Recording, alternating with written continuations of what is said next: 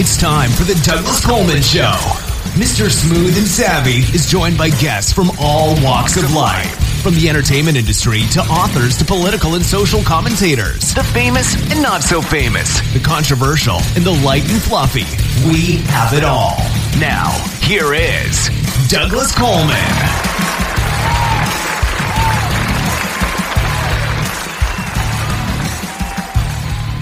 Howdy ho there. Welcome to the Douglas Coleman Show. It's me, Douglas Coleman. How are you? We've got two interviews today and not a lot of time to chit-chat. First one up is Chris Schnabel. He is an award-winning filmmaker now living in the Boston area. He's got a series which will be coming out in December called Offstage. Basically a day in the life of the up-and-coming artist. Sounds very interesting. I'll be anxious to see it. Chris will be up first, then a short commercial break, and then Cory M. Coons, who is a Canadian singer-songwriter, musician from Ottawa, Ontario. Cory has a new album out. It's called The Long Road Home, which includes his latest single, Once Too Many, Twice Not Enough. And we'll be playing tracks from that, as well as the title track from his 2014 EP, which is called Share a Little Time. We will be right back with Chris Schnabel.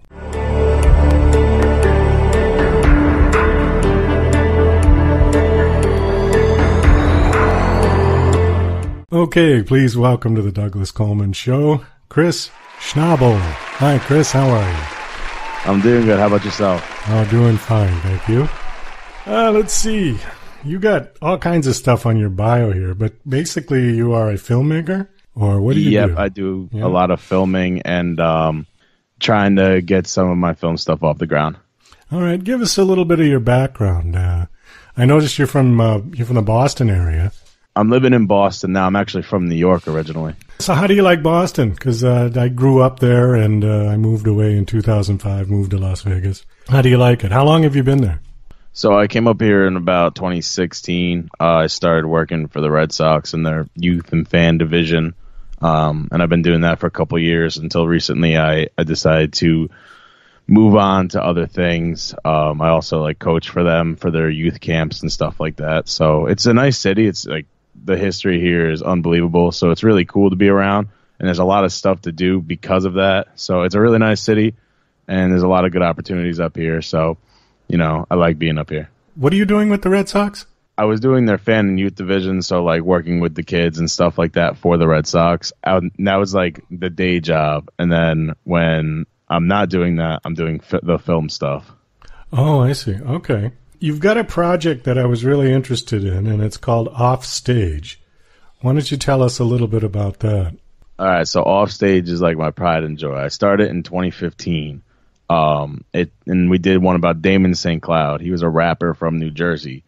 So I originally had a big name behind it. It fell apart. We weren't able to do it on the big name.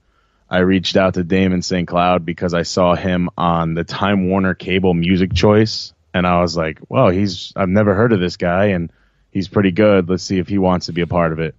And he said, yep. And so we did one in New Haven. And so it was originally supposed to be a behind the scenes of artists, of musicians.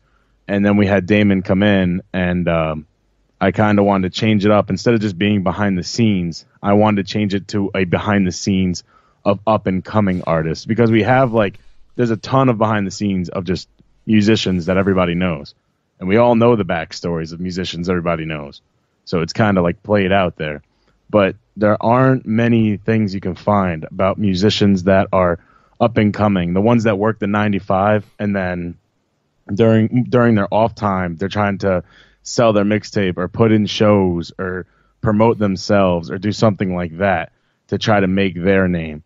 So I wanted to kind of give those people a voice while trying to give myself a voice. I'm trying to bring them to the light so they can, live their dream. We're trying to live our dream by helping them live their dream.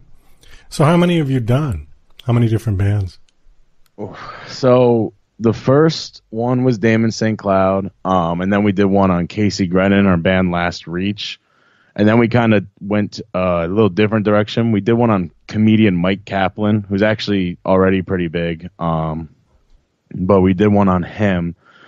And then we did one about a show host. The show was called Weeding Out the Stoned, and it's an absolutely hilarious show. It plays a lot in Philly, but it travels around. It's really on the Northeast a lot, but it travels around. I know they just started doing it in, I think, Oregon or something like that out west. It's extremely funny.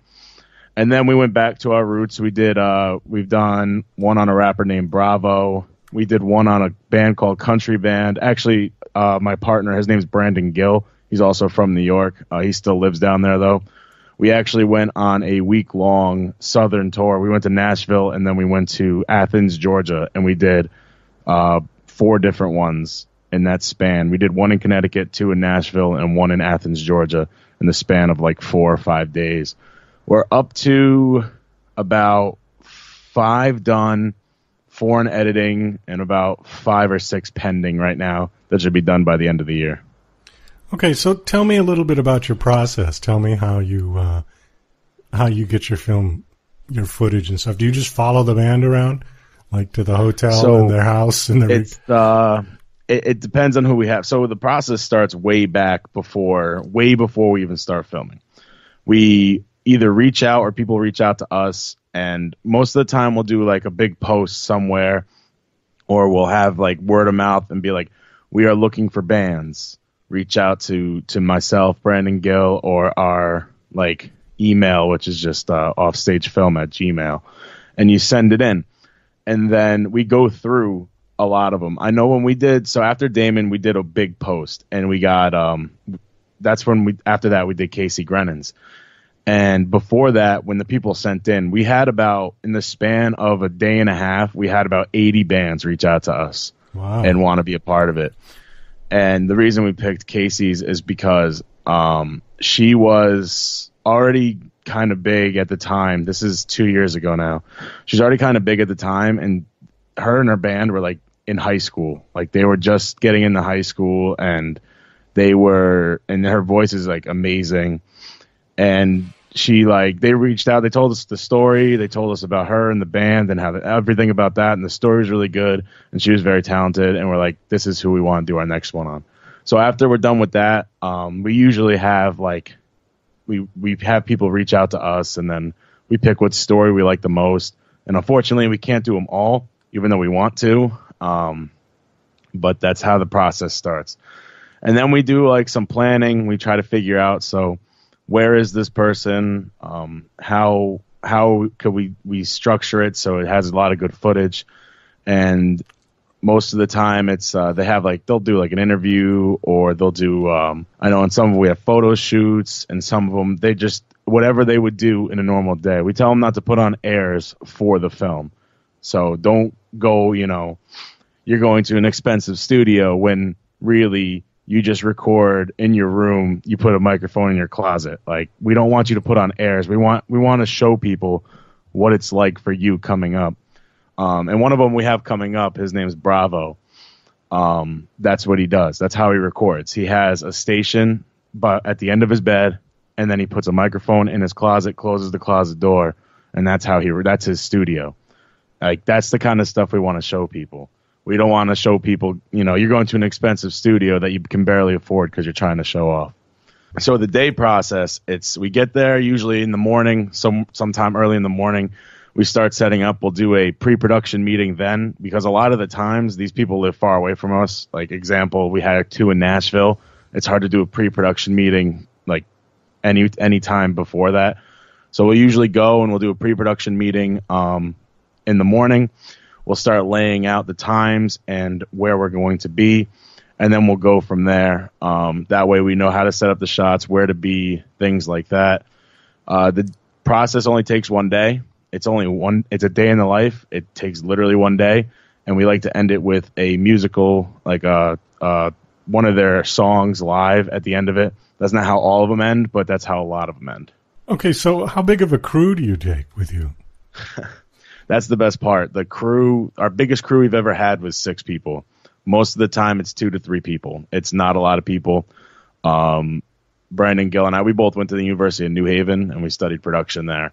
And we will do camera, sound, whatever we have to do. It's usually the 2 of us. And then I'll have one other person with us just in case one of us, just in case we don't have enough people. But a lot of the times it's just Brandon and I that do these. Okay. And you said you just take one day to do the whole thing, right? Yeah, it's one day to do the whole thing. The editing process takes a little longer depending on how many we have. I know right now we have about 5 in editing. So it's obviously going to take a little longer to get them all out. But the shooting process and upload, that's all done in one day. How long are these episodes? They run from about 15 to 25 minutes. Oh, not real long. Okay. No, so, they're that's why it's more of a series instead of films. I like to call it a series, because they're such short episodes that it's more like that. But when we like to submit them to festivals just because it's a good way to get the name out there. So when we submit them to them, then it's, in the short film category. So you don't do it like a documentary then? No, we shoot it just like a documentary, except it has more structure to it where most episodes will have they won't have the exact same structure because obviously different things are going on, but they have a structure to them that are similar to the episode before. What was the weirdest place a band took you to? The weirdest place a band took us to? That's a good one. Well, because you said that the one guy recorded in his closet, so I'm sure. Yeah, well, we had that. The first one we recorded, the first one we recorded in a bunch of places, but we recorded in a pizza place that was almost as big as a closet. So that was rough. We were brought into some people's houses, which is always kind of weird because, it's someone else's house and you don't know the layout. You don't know what's in there. You don't know who's living with them. Right. So that's also, kind of weird. We filmed on train tracks before. It was for a photo shoot, but again, it's a weird place to be because if you're filming and, a train decides to use the tracks at that time, that's you're either going to lose a camera or you got to really work fast. So that one was a tough one. We were in a nightclub for one of them, which is extremely, extremely hard to film in because obviously it's dark and there's a lot of flashing lights. That was actually the Bravo one. He did a competition with Funk Flex on Hot 97. He did a competition with him, but it was in a nightclub, so it was very hard to film there. It brings you everywhere because, like you said, it's like a documentary type style. So it brings you wherever they go. It brings you. So if they, like to sit in their car for 3 hours a day, you're gonna sit in the car because that's what you want. That's what you want. You want their life. So whatever they do, you're gonna follow. You're gonna follow them through it.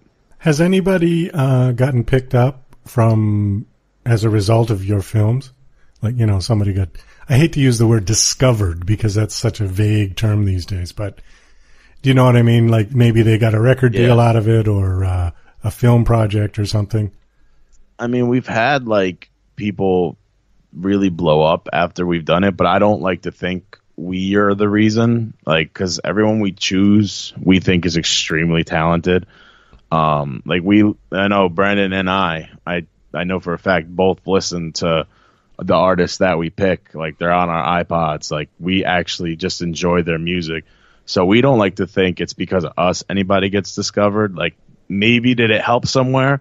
That'd be great. But we like to think it's their talent that brings them to that level. I mean, Casey's really starting to get really big now, and Damon had his songs played on Shade 45, which is a Sirius XM rap station, and so yeah, they get bigger over time, but we like to think it's their talent and their hard work and their dedication to their craft that brings them there, and not really us filming. If it helps, if it's great to us, and we love to see that, but all these people are so talented and they have so much talent behind them, and they work so hard to get where they want to get, that I feel like whatever they get is all them.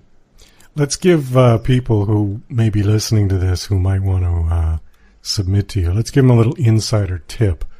What do you look for if somebody submits to you? There's something that's going to catch your eye and not just going to go in the folder. And I hate to say it so broadly, but the first thing we look for is it has to be good. It has to be something that you would sit down and listen to. Like I just said, Brandon and I still listen to this music. Like I have I have a playlist of Damon St. Cloud. I have a playlist of Last Reach and Casey Grennan. I have playlists of these people that I listen to because I just enjoy their music. So the first thing it's got to be something we could sit down and listen to. After that, the story always comes into it big. I mean, if you're just someone and you get, you get your stuff paid for by this person, or, you get stuff handed to you, we're not going to really go after that person. But if you work for everything you have, you work a 9 to 5 job, and then you're out selling your album or you're out doing shows, like that really reaches out to us, and that's something that we really like. And then how you do your stuff. A lot of these people started, like I said, recording in closets, recording in bathrooms, recording in their bedroom. Some of them were just freestyling in parking lots, and they got people started paying attention to them because of it. So the story really has a lot to do with it, just because the harder you work, the more we want to work with you. Is there any particular genres that you prefer, or do you accept all genres of music? We have worked with rappers. We've worked with country singers. We've worked with folk singers. We've worked with comedians. We've worked with TV hosts. Whatever you do is fine with us. It's the hard work you put into it, the stuff behind it that we look for. We don't care about the genre. You can do Jamaican pop for all we care. If you put a lot of hard work behind it and it sounds good, then we're interested. It doesn't matter what kind of genre you put in. It's not even exclusively music, it sounds like, since you did comedians. No, it's not. It's been exclusively more music. There's only 2 episodes that aren't music out of the 9 or 10 that we've filmed. But at the end of the day, if you are a show host, or if you are in a play or something, and you have a great story and you work hard to do that, I mean, we're more than happy to go out and get behind you and get you in one of these films. Now, do you charge people for this? No, we've never charged anybody for this. The only thing we base it on is donations, and we do ask when the people that we work with, we do ask if they can share donation stuff. You don't have to, but no, we don't charge a dime for any of this. Oh, so you're doing a great service for somebody that is just starting out, because it seems like, well, obviously, if somebody wants to get a video made of their song, somebody's going to get paid for that, but you're giving like free publicity, which is fantastic. Yeah, well, Brendan and I know, like, we have a lot of friends that are in music, and us ourselves, I mean, we're just starting out as well. And we know, like, when you are coming up and you don't have that financial person behind you that could just pay for everything, going out and getting a film done and having to pay whatever amount it is for it's just not going to be in your budget. And that's why a lot of the people that become famous, people don't like. It's just because some of them worked very hard, but some of them just had the right person behind them. So we don't look for the richest person, and that's why we don't charge at all, because we know that these people that we're trying to film, they would pay for it, but we want them to pay for stuff that'll get them to where if they can, if they blow up, there's an episode of them behind there. So it can also help our brand as well. Sure. The series is called Offstage. Where can people see this? So the series Offstage, we actually had a couple episodes out for a little bit. We had Casey's, Damon's, Mike Kaplan's, all were released.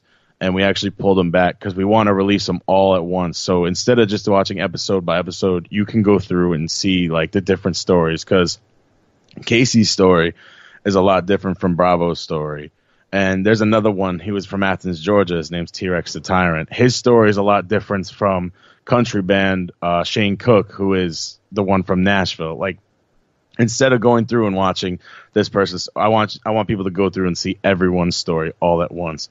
If you go to www.offstagefilm.com, you can read more about it and see more about it.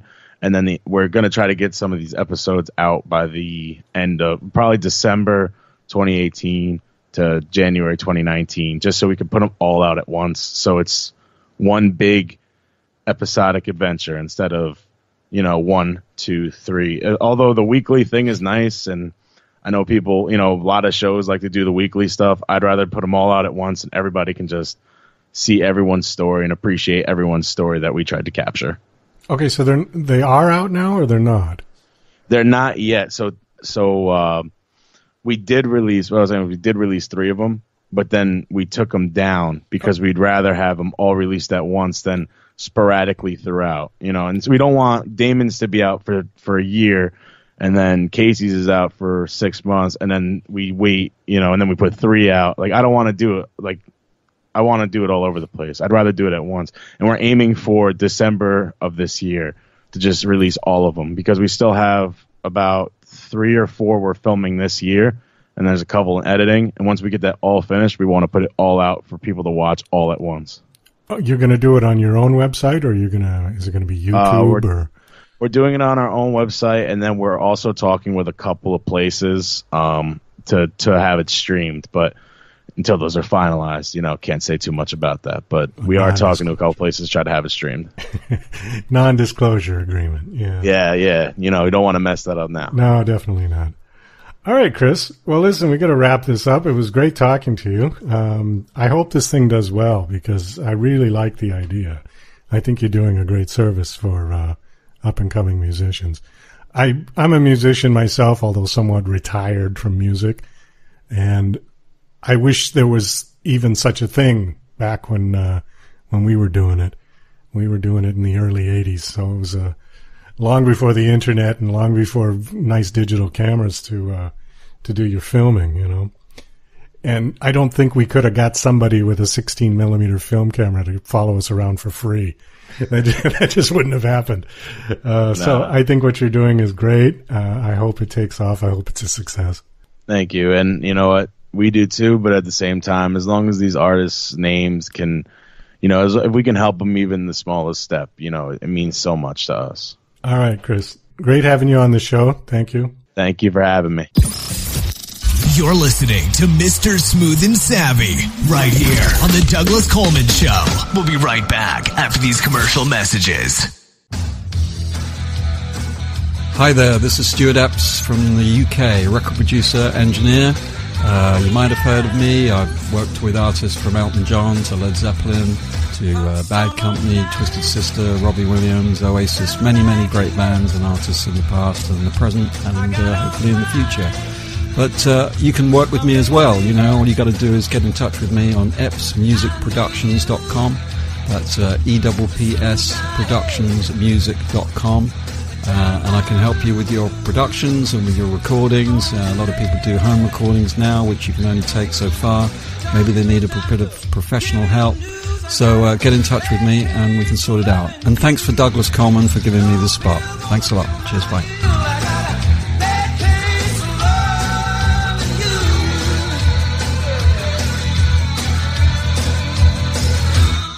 Acclaimed author of Garden, Jane Yates brings you the first book in a new trilogy, Octopus Pirate, a story of a foundling who has unusual talents, such as the ability to communicate with octopuses. As a baby, he was washed up on an island off the Scottish mainland. An eccentric former nun who lives alone with cats brings him up. He joins a circus and narrowly escapes plots against him, flees to Cornwall, builds a replica pirate ship that's also an airship to travel back in time to fight real pirates. Get your copy today from Amazon, only 99 cents. Tired of living in a culture of lies, fake news, and alternative facts? The Pro-Truth Pledge reverses the tide of lies by calling on politicians, and everyone else, to commit to truth-oriented behaviors. The pledge asks signees to commit to 12 behaviors that research in behavioral science shows lead to truthfulness, such as clarifying one's opinions and the facts, citing one's sources, and celebrating people who update their beliefs toward the truth. Private citizens who sign the pledge get the benefit of contributing to a more truth-oriented society. Public figures get more substantive rewards for signing the pledge in the form of positive media and public recognition. The pledge crowdsources the truth by asking volunteers to evaluate the statements of public figures who signed the pledge. Take the pledge, demand that your elected representatives do so, and encourage your friends to take it at protruthpledge.org. DJC Music and DJC Productions are pleased to announce a brand new website. We have started a listing website for radio show hosts as well as potential show guests. This is a meeting site where hosts and guests can come together. Show hosts can list their show and types of guests they're interested in booking. Potential guests can list their talents, bio, accomplishments, or anything they feel makes them an interesting radio show guest. There are no recurrent payments, only a one-time $5 listing fee. Your listing will stay up until you decide to cancel. Previous guests of The Douglas Coleman Show are welcome to submit their guest listing free of charge. Go to radiohostsandguests.com. That's radiohostsandguests.com.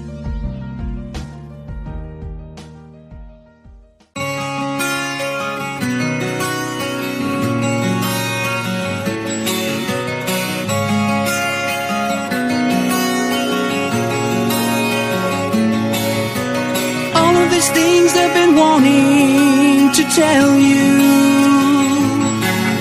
but God only knows what's in store for me. I'm only trying to curb the aggravation. These things ain't always what they seem to be.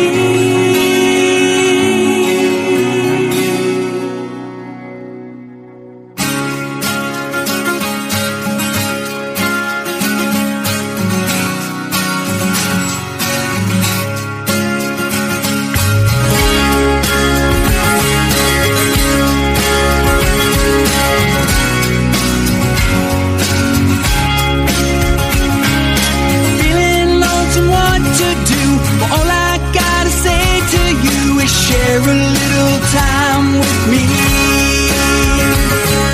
In troubled times, it's what I need. When there ain't that much to believe, just share a little time with me. Looking back over my shoulder, time seems frozen in my mind. Worried feelings still, they haunt me. How can I escape the truth?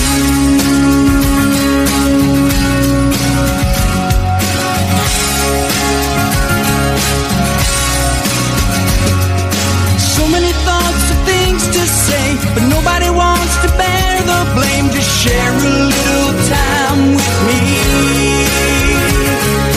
So many people here and gone, wondering if they still belong. Share a little time with me. The road ahead brings many turns, twisting on and changing pace. But too many times we try to see what lies around the bend.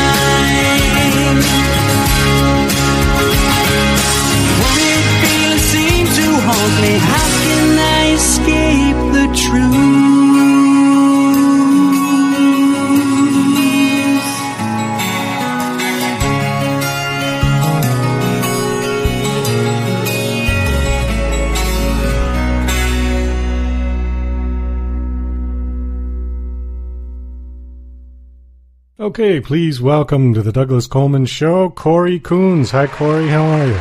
I'm doing great. How are you, Douglas? Good. Thank you for coming on the show. I appreciate it. Well, thank you for having me. I appreciate that very much.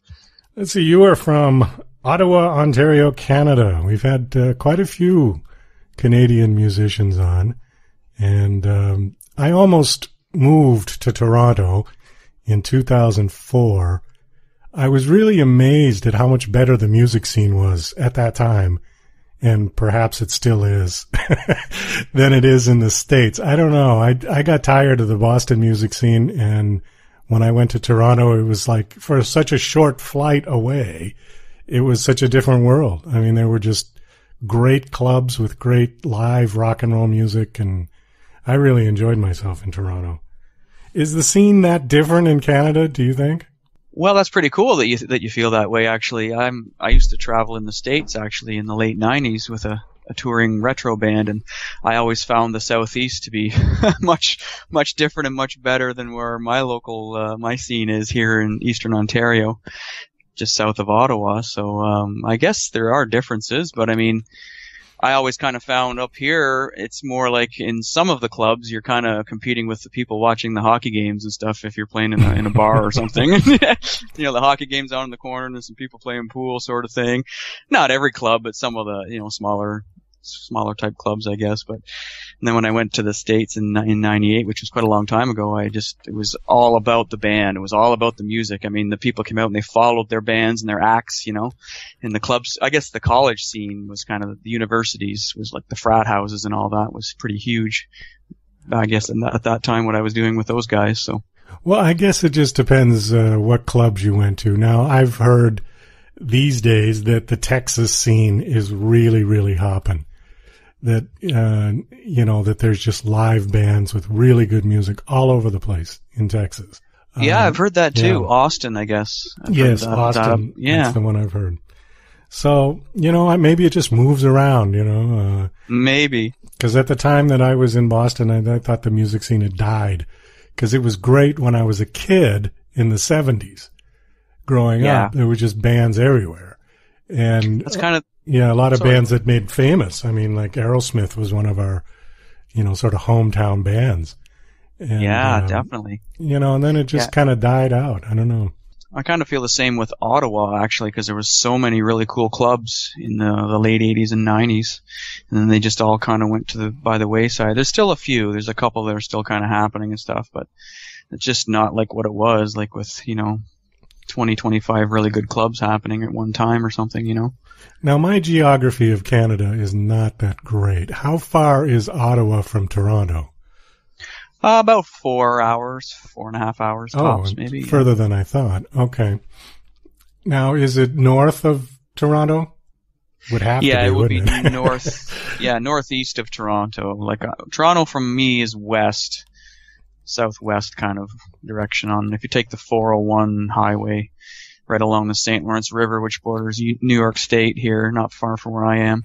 You just take the 401 directly to Toronto, you're about 4 hours. Okay. Well, one of these days I'll have to get to Ottawa.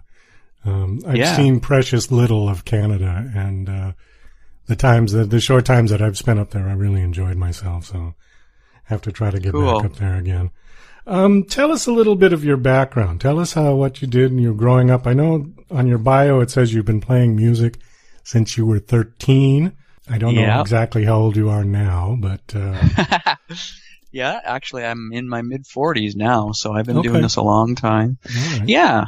So I guess I started playing bass when I first started getting into music. I was 13 and picked up a bass guitar. I remember my first... my first music teacher in public school at the time, she had a bass guitar she brought to class, and she said she brought it up front, started playing it a little bit, and then she said, "Does anybody want to come up and play?" And all the kids kind of sat and looked at each other, and I'm like, "Yeah, I'm going up." So I put my hand up, and away I went, and she had me play Old Time Rock and Roll. I think was the first song I learned, those three note changes on the bass guitar, and from then on it was like, this is what I want to do. I want to play music. So I started playing bass, but I always had a guitar close by. I always had an acoustic guitar too at the same time. So I've always enjoyed, writing little melodies and little little song ideas from the time I was a young teenager like that to right up till now. I mean, I've just always been passionate about music and played in high school bands as a bass player, and then got out on the road in early 90s and then the late 90s in a couple of different bands, and toured Northern Ontario, I guess, in the early 90s, all over Northern Ontario for almost 3 months. And then in the late 90s, I went down south to the States with another touring act at the time, doing like retro 70s and 80s stuff. And we played, Georgia, Alabama, Mississippi, Florida, all along the southeast for about a year. I was with those guys. So that sounds like the Chitlin circuit. Could be, yeah. It's been a long time since I've been down that way. That's what they used to call it anyways, a long time ago. So, have you been making a living at being a musician for your whole life? I mean, is that what you've been doing, or do you have other jobs, day job, as it were? Well, I've always had some day jobs. I mean, I'd like to say semi-professionally and professionally pretty much for my music as much as possible. I also teach guitar. I'm a guitar instructor here locally. And I teach beginner and intermediate guitar lessons for a friend of mine who runs a music center.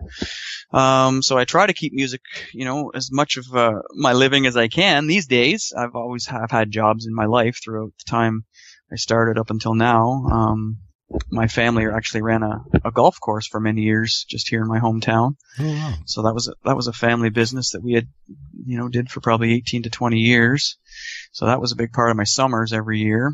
And just other odd little jobs along the way and stuff. But like I say, always try to make music as much of the forefront as I can for what I do. So, well, I always appreciate hearing, musicians who have really stuck with it for their whole life and one way or another have been able to support themselves with their music, because I know it's not easy.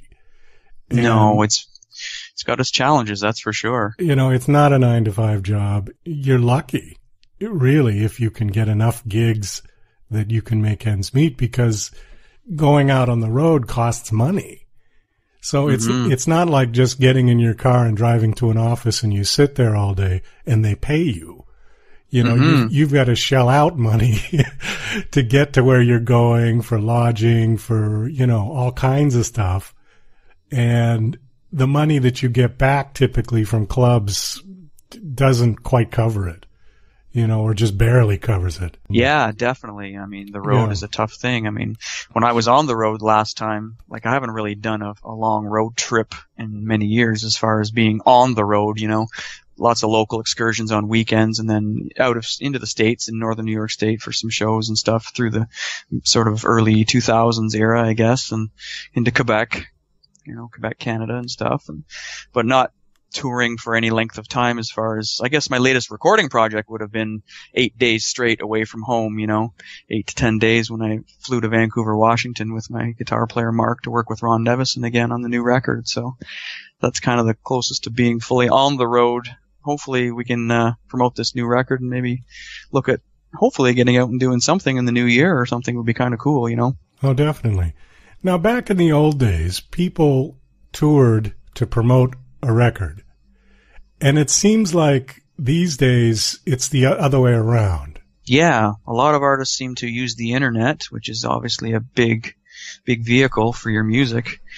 So many people you can reach, and if you get the right people working with you as far as getting it out there, like I'm working with Michael Stover from MTS now, and that's been going great with Michael. He's fantastic so far. And if you can get your music out to as many people as you can on this platform nowadays, I mean, maybe you don't necessarily have to tour and be away from your family as much as it once required. But then again, you're a small fish in the big ocean now again, too, with the internet. So can you recoup everything is the question. I mean, you get back to the money and the financial part of it all. You spend a lot of money as an artist to get your stuff together, get it recorded and get it out there. So, but then it just it's kind of what you do. So it's like anything else. You have to spend money to make money, I guess. Well, it's very true. I guess my point was that back in the old days, people could actually make a decent living selling records.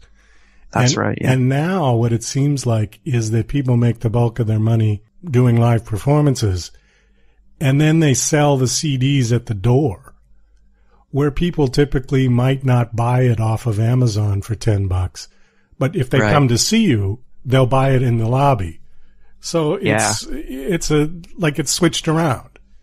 You know what I mean? I agree with you. You have to play live in order to sell the record at the door rather than people buying the record and then you go out and tour. So, I don't know. Yeah.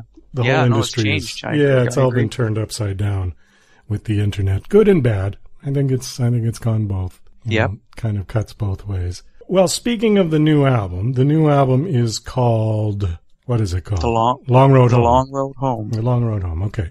And we've got, actually, Michael was nice enough to send 4 of your tracks. I don't think we're going to get to all 4 of them, but I would like to play 2 during this interview, and then maybe we'll use one as the intro or something. We'll see how that goes when we get to editing. He sent you 2 from the new album, I think, and 2 from a previous one, which he sent you Long Road, the song, and then Once Too Many, Twice Not Enough. Yeah.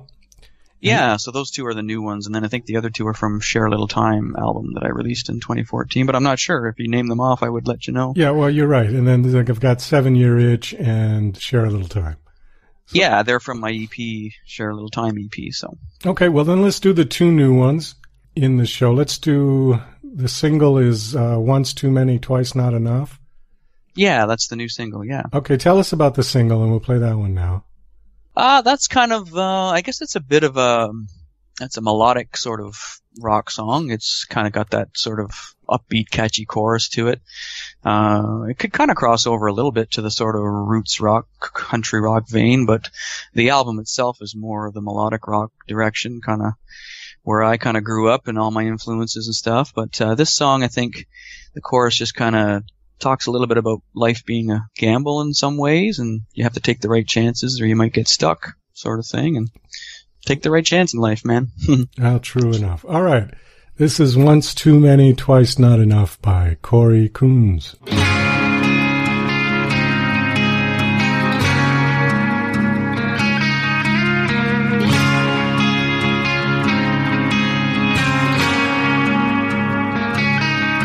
Got a reason to believe your time has come, and you better hold out for number 1. Even if the odds they don't add up, you know you'll find your strength and rise above.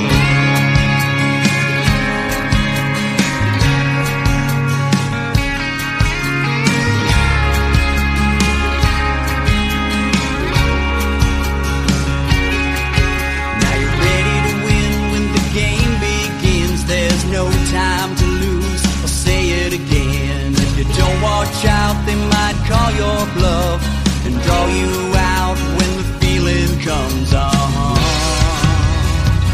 When the feeling comes, oh, and you're feeling like once too many, twice not enough. If it's too easy, you might get stuck. Once too many, twice not enough. You're dancing with the devil, there's no way but down.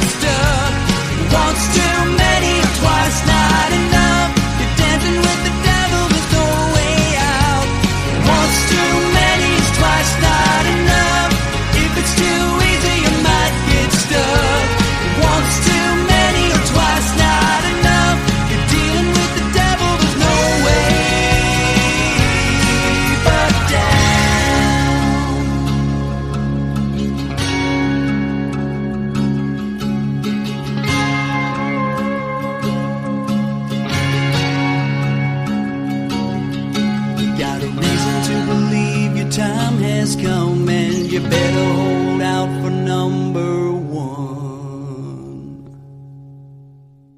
Yeah, very nice. Thank you. I like the change before it goes into the solo. That one kind of took me by surprise. That chord where it just sort of drew. It kind of dropped. And it actually, because I think the line was going down or something, right? Right. Yeah. No, that was cool. I like how you did that. Well, thanks so much. Because I'm a musician as well. I don't know if you knew that or if Michael told you that. I checked that out on your Facebook page. That's cool. But when I listen to stuff, some of it's predictable and some, you kind of figure out and okay, it's going to go here, it's going to go there. But that one just kind of like came out of nowhere. And for me, it was like, oh, wow. So, that's cool. Yeah. That's kind of something you strive a little bit to do nowadays because almost everything's been done, right? 100,000 times. So. Well, I hate to think that, but. I do too, I know, yeah. But when you start listening to everything that's been done, you kind of go, well, what can I do now?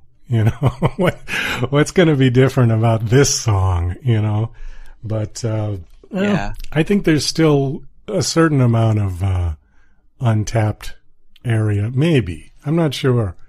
I don't know. Well, I think everything goes in cycles. I mean, some stuff that's been done a long time ago maybe kind of filters its way back in and just in a sort of different form. And yeah. Very true. Who did you listen to when you were growing up? Oh, goodness. That's so many influences right from as far back as like the Beach Boys and Duran Duran right up through the 80s, like melodic hair bands, like Bon Jovi, Styx, and anything from the LA scene in those times, and then on to roots rock stuff like John Mellencamp, Tom Petty, stuff like that, and newer country like Keith Urban. I love that stuff. Okay, just kind of a mixed bag of everything over the years. I love it. Neil Young. Well, your music, I mean, it encompasses all of that. All the people that you said, I can hear in there, but I mean, primarily it's sort of somewhere in between new country and sort of classic rock.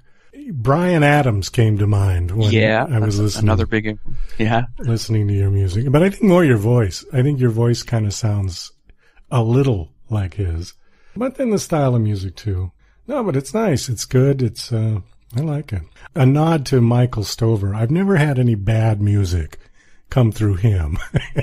And as a matter of fact, I don't even listen to the music if it comes from him before the show because I want it to be fresh when I hear it with the guests. So, I go, oh, wow, He has never sent anybody bad. So I think Michael has very good taste with his great. Artists. How did you get hooked up with him? Well, I've known Michael for a few years. Just I was familiar with MTS, a few years back, and we had talked a little bit. And at that time, I didn't work with Michael. We just kind of kept in touch and stuff. And then with this latest record, I just decided to get back in touch with him and see if we could, work together and get this out there and promote and publicize it the best we could. I know he's got he's done some pretty amazing things for independent artists from all over the world, including Canada and the States and over in England as well. And he keeps a really good track record of artists, like you said. So I'm really excited to be working with him and really appreciate what he does for independent music. Well, the music that he's sent me and the artists that I've interviewed, I mean, every one of them has just been, wow, has all been great stuff. And that's awesome. Yeah. I mean, it's nice that all of the indie music that's out there is really the best stuff as far as I'm concerned. Mainstream has just sort of died, in my opinion. The good music is indie music these days. Cool. I don't know if you agree with that or not, but I'm getting to learn a lot more about indie music for sure now. Like I have, like you said, my influences over the years, some of the bigger names and all that, but yeah, you don't hear bands coming out unless they're independent that kind of get that sort of recognition or proper promotion, I guess you would say. It's all seems like you said, it's kind of cookie cutter, I guess, in some ways on the radio these days. And if you're not part of whatever huge record companies there are left, then you kind of get pushed to the sidelines, I guess. But the independent scene is thriving, so. Yeah, absolutely. It's just a matter of, like you said, getting your head up so that people take notice of you because there's so many people in the pool. And yeah, that's the new game, I guess. Let's get to your other song before we run out of time. This one is called Long Road, Dead Man's Dream. Yeah. Tell us about that one. Well, that's the rocker track. That's the lead-in or lead-off track of the new album. That's got the real sort of, killer guitar stuff in there. My friend Mark did a fantastic job. Mark Muir from Cornwall, Ontario, and he was my guitar player on the record, and he just did some amazing stuff on this as far as very melodic soloing and lead playing. And this song is kind of, the long road sort of speaks about, a fast pace of progress a little bit, I guess, or driving that road of progress. It's kind of a metaphor for that, I guess, in some ways. But then again, I like to let other people take what they think it means to them out of songs. So, kind of hopefully somebody gets a message out of that that's a little different than the way I look at it. So, all right. Well, this is Long Road, and then in parentheses, Dead Man's Dream by Cory Coons.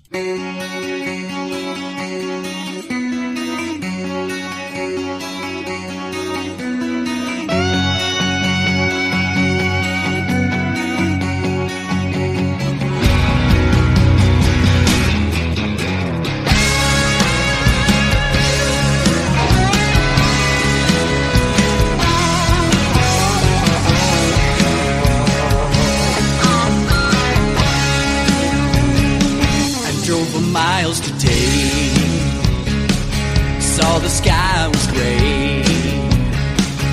When I turned around, I could hear the sound of the pouring rain.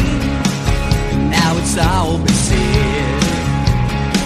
The sun will rise again. Got no time to choose, win or lose, leave it all to chance. Running down a dead man's stream, got me torn at the seams in the liar's chair. Crazy days of living the use left me tattered and bruised, nowhere to land.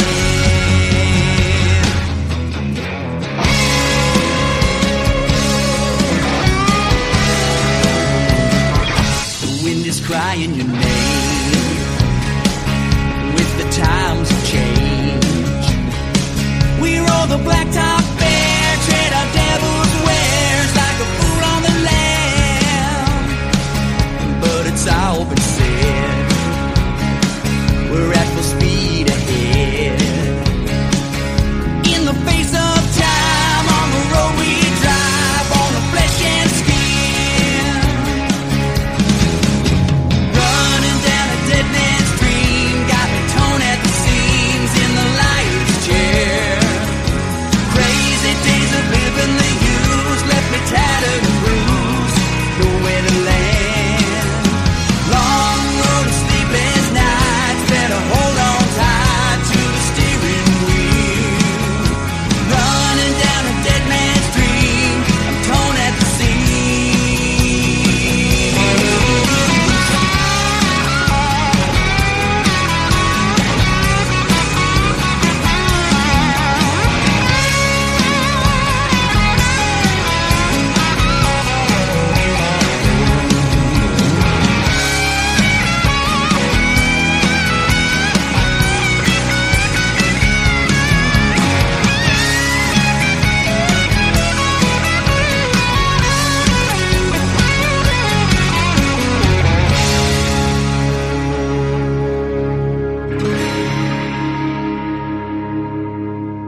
running down a dead man's dream, got me torn at the seams in the liar's chair.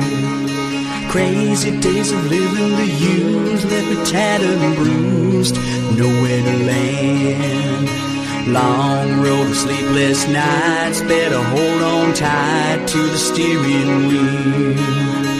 Running down a dead man's dream, got me torn at the seams. Got nowhere to land.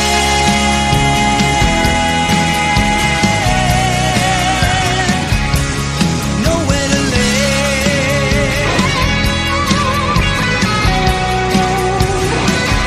Got nowhere to land.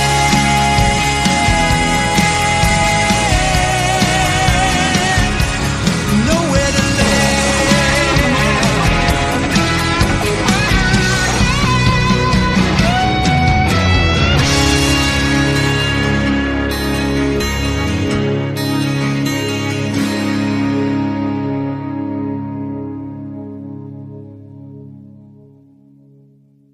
very nice. Yeah, that was your rock and roll song for sure. Cool, thank you. It sounded to me a little bit like Guns N' Roses with better vocals. Oh, well, thanks. That's a nice compliment. Yeah, I mean, Axl Rose was all right, but I was not always a huge fan of his singing, but that was just much tighter. It was much nicer vocals. Well, cool. Thank you very much. Now, just to be clear, you're the singer-songwriter, lead vocalist, and you're playing rhythm guitar? Yeah, I do a lot of the rhythm guitar, the acoustic guitar on the record. There's a couple solos that I do parts of on the record, too, on a couple songs. Trail of the Chosen One was a song on the album that I do some sort of a little bit of a wah-wah effect on some of the solo stuff. But mainly the melodic lead guitar stuff you hear is my friend Mark Muir from Cornwall. So. Okay, so on these two recordings, it's a whole band, right? It's not you overdubbing all the instruments? That's correct. It's a whole band. We used a couple really talented session players from the Portland, Oregon area when we went down to work with Ron Nevison. So yeah, they did a fantastic job on bass and drums. We had Alan Hunter on bass and Tom Sullivan on drums. Okay, so the album is out currently, right? Yes. And do you have a website that people can go to and check you out? Yes, definitely. You can go to www.corymcoons.com. And all the links are there at the top of my page. And if you want to go digital and download the stuff, you can go to CD Baby or iTunes. You can follow me on Spotify as well. I'm on there now. And you can also, if you're looking for a physical copy, you could always, send me a quick email to the website or my webmaster, and we'll hook you up with a CD. We can send one out to you for sure. So right. YouTube links are there as well. So super. All right, Cory. Well, listen, we got to wrap this up. Thanks so much for coming on the show. It was nice talking to you. Best of luck. Are you going on tour at this point, or what are you doing now? I'm mostly sticking to local shows just here in Eastern Ontario right now. I actually, as soon as I'm done this interview, I have to leave to do my hometown fair this evening. I have to go and play a show this evening for the South Mountain Fair. So I'm doing that, and then a small little acoustic gig on Saturday, not far from where I'm from here, and Chesterville Fair, another small town not far from where I'm from, and at the end of the month. So just local stuff right now, but like I said, hopefully we can get a good push with this new music and maybe get out there and travel a little farther into the new year. What goes on at fairs? I haven't been to one in a bazillion years. Is it like you throw the baseballs at the milk bottles and all that? Yeah, those kinds of things. Lots of stuff for the kids. I mean, a lot of agricultural stuff at this fair, Yeah, there's lots of entertainment too all weekend long as far as the main entertainment tent goes for the fair. So I was lucky enough to just kind of get back in sort of last minute this week. They needed somebody for the opening ceremonies, and being that I'm from the area, I guess I'm kind of the one that's going to take that role for them. Wow, very good. All right, Cory, best of luck. I don't want to keep you from the fair. Thanks again for coming on the show. It was nice talking to you. Thank you very much, Douglas. I appreciate this so much. Thanks. Good talking to you, too. Well, that's about all the time we've got for the show today. I want to thank my special guests, Chris Schnabel and Cory Coons. This is Douglas Coleman saying, I'll see you when I see you.